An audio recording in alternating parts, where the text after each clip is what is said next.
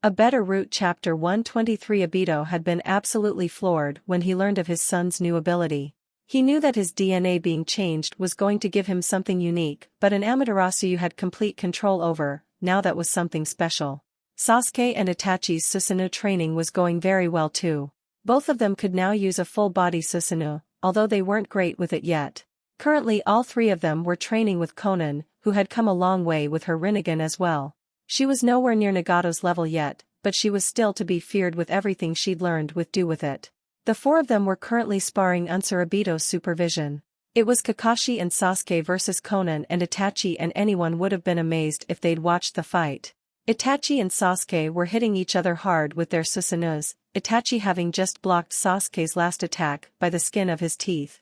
He jumped back and smirked, "Not bad, little brother, but let's see what you think of this." Susanoo beads. Sasuke gulped as 3 massive red beads fired from his brother's Susanoo. He made 2 more Susanoo arms and lifted all 4 of them to try and absorb his brother's attack.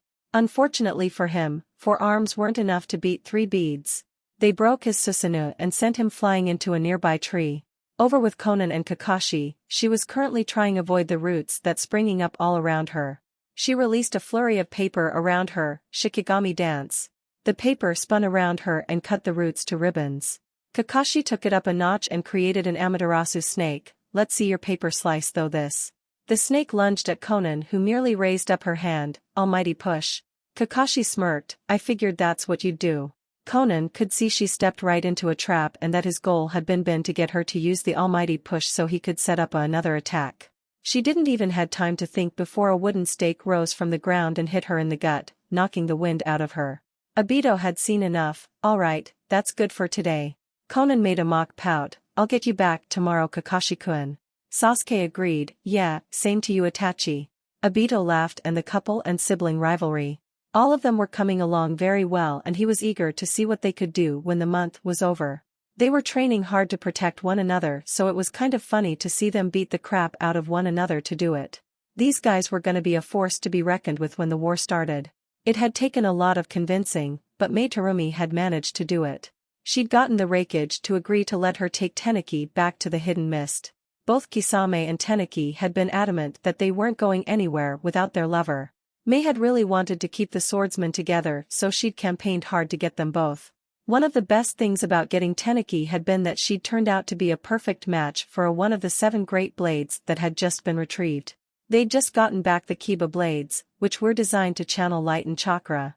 For someone like Teneki, there weren't really many weapons better to have. That meant they had Kisame, Teneki, Zabuza, and Chojuro all had swords now. It might not be all 7, but have 4 swordsmen wasn't something anyone was going to complain about. Not to mention Haku tended to travel with them too, and his skill with his bloodline made him easily a Jonin-level threat. The 5 of them had been training for about an hour when Mai walked over to stop them. "Hey guys, I've gotta talk to you for a second." All of them stopped instantly. "Hey Mai-chan, what can I do for you?" Mai was glad Zabuza had finally taken to calling her that. "Well, you need to go and get ready for our date tonight."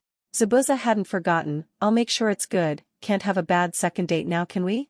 She kissed his neck. "Not if you want to get to the 3rd one, and you know what the 3rd date means."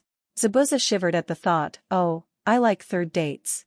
Teneki mumbled to Kisame, "And people say we can't keep our hands off each other." That's when Mai remembered the original reason she came here. "Oh, Teneki, you're the one I needed to talk to." Teneki gulped. "Oh shit, what did do?" Mai giggled. "Nothing, there's just someone here to see you." Teneki didn't know anyone who would come all the way to the mist to see her. "Who is it?"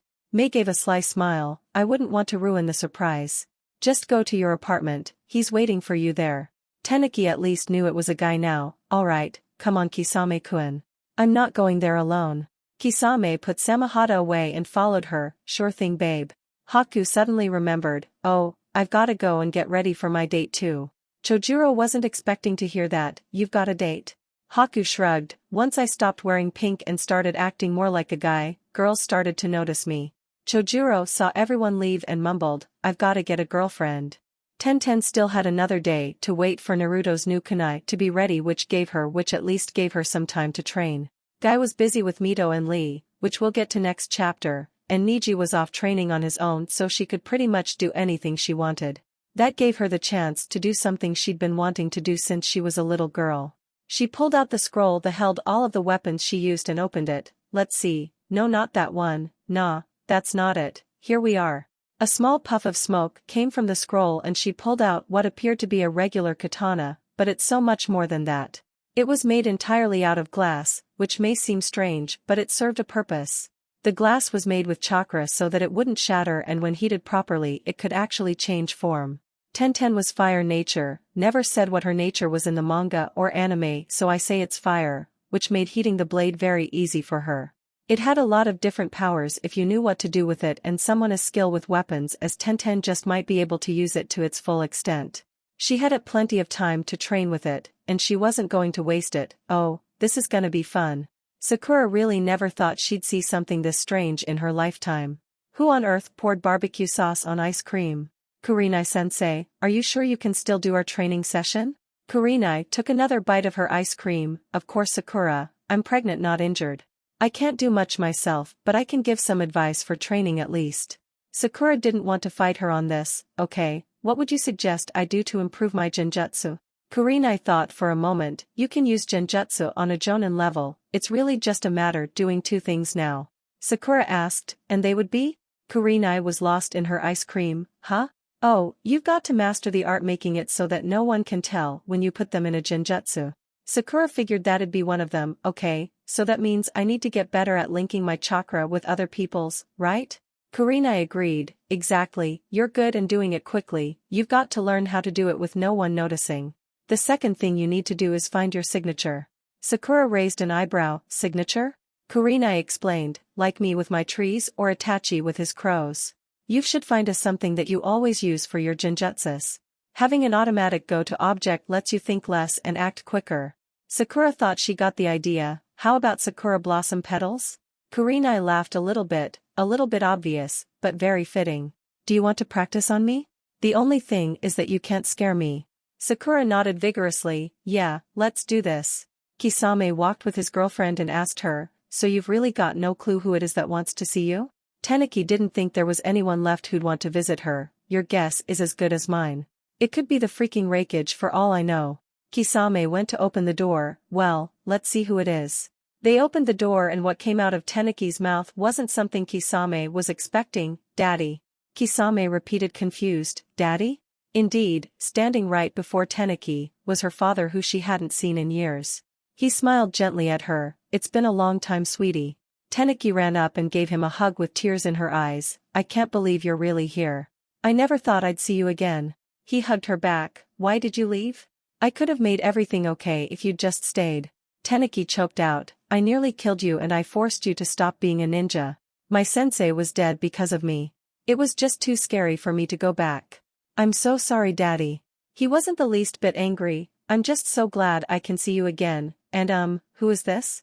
Teneki released. He must have been talking about Kisame. Oh, this is my boyfriend, Kisame Hoshigaki. Kisame, this is my dad, Saoya. Kisame walked up and nervously shook his hand. How do you do, sir? Saoya noted how funny it was to see someone like Kisame nervous. No need to call me sir. Not to be rude, but are you Kisame knew what he was going to ask. It's my clan, we all look like sharks, you know, before the bloodline purges wiped us out. Saoya nodded. Well, as long as you make my daughter happy, you're okay with me. They spent the rest of the day getting dinner and catching up. Having the two men she cared the most about in the world together made her happier than she'd ever been. See you in the next one.